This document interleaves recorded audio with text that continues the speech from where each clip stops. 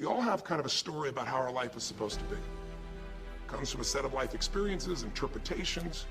Some people think life is all about getting theirs. Some people think life is about growing and contributing.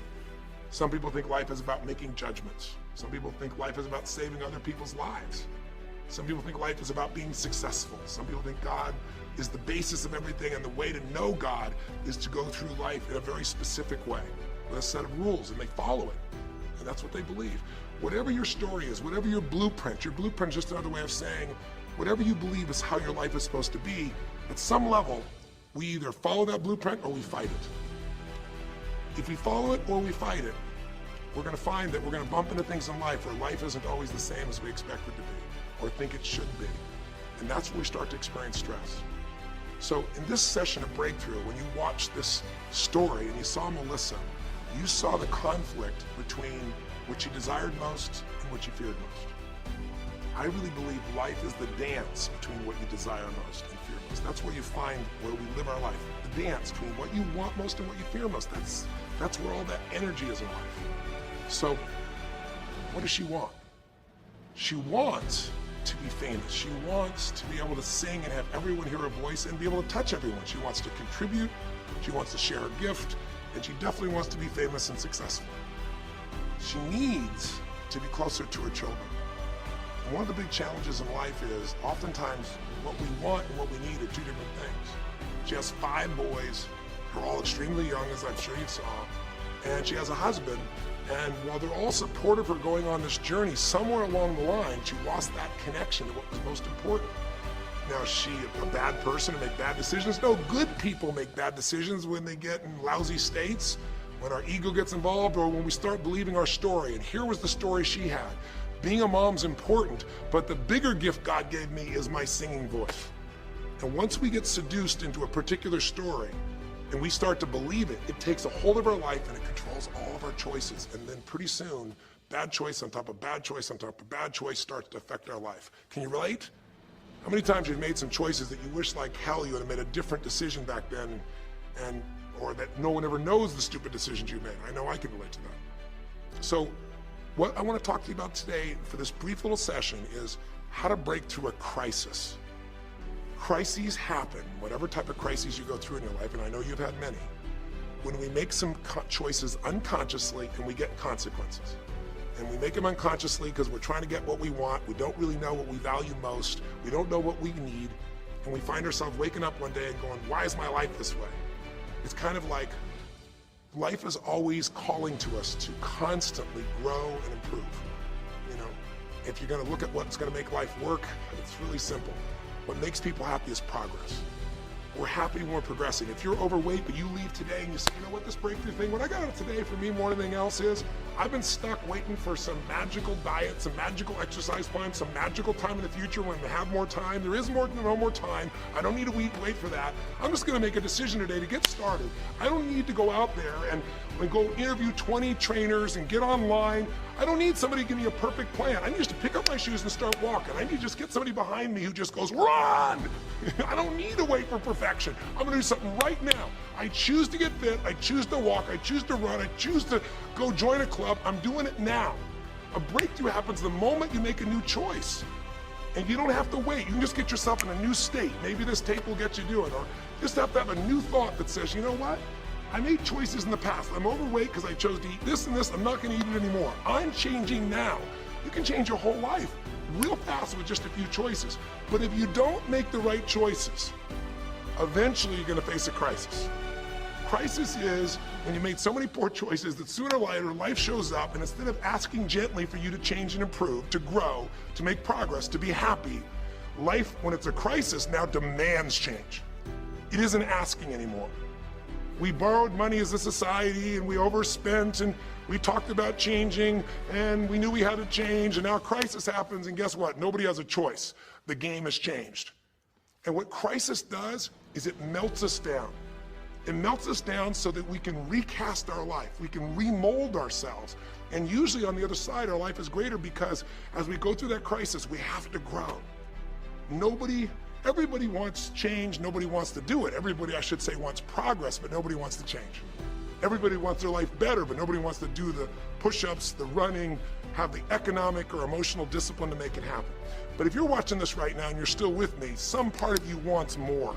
And I'm saying to you, choose it. And the way you're gonna choose it is really simple.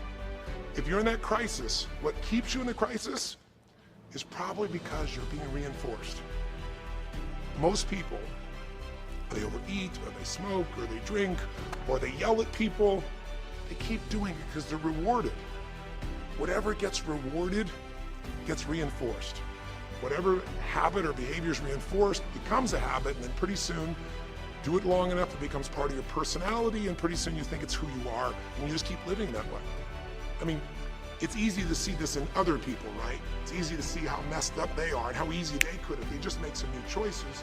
All you gotta do is turn on the television, some news program, some entertainment program, and you'll hear detailed descriptions about some person who is very powerful celebrity who is doing some stupid thing.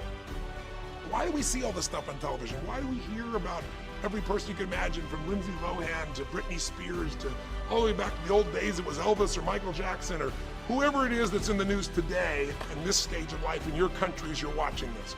It's because we want to see other people who make bad decisions so we can feel better about our own.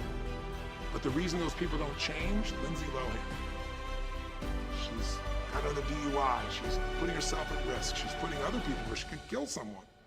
She goes to jail, it's supposed to be 90 days. But here's the consequence, it goes to 2 weeks. And before she even gets out of the jail, she makes a deal for an interview and gets paid $1 million when she gets out for the interview. What do you think the chances of her changing when her bad behavior gets her $1 million, and I don't know if she even makes that for that much time of acting at this stage? What do you think the chances are when people around her say it's not your fault, it's not fair, they treat you unfairly? As long as we have the decision that we're not responsible, it's not our fault, we can't change anything. We have no power. So I don't know by the time you watch this if Lindsay will have changed, but if she did, it'll be because the enablers are gone, she's taken responsibility, and she's found something she values more than attention and money for bad behavior. Now it's easy to look at that with her, but what about you and I? Where are you and I addicted to our problems? Where are you and I reinforced? So many people, when they have a big problem, listen, if things are going well, you say, oh, it's going so great. Your friends go, well, that's great. And after a while, they go, well, easy for you. But if you got a problem, people go, hey, I understand, and they connect with you. Where do we get addicted to our problems? If you want to make a new choice, if you want to make a new decision today, if you want to have a breakthrough in some area of your life, you got to give up the story that it's not your fault, and you got to give up the attention and the love and the connection and the commiserating that comes with it with other human beings. Here's how you change. 5 simple, quick steps, and then I'm going to give you a little tool that if you want to, you can go online and really make a change with. If you're going to change your life, step 1, I don't care if something has happened to you. You know, somebody has spilled oil all over where you fish. It's horrific. It's disgusting how they dealt with it, but it's happened. You got to deal with it. Something's happened. Someone in your family's been injured. You've lost your job. I don't care what the problem is. If you're in a crisis, step number 1, see it as it is, but don't see it worse than it is. Now, what do I mean by that? I don't mean be Mr. Miss Positive Thinking. By now, if you're spending time with me, you know I'm not about that. I'm not here to tell you, go to that garden and chant, there's no weeds, there's no weeds, there's no weeds. Doing affirmations is not going to change your life. You got to go see where the weeds are and pull them out. My point is simple. You got to see what the problem is, but you can't make it so horrific that you just give up.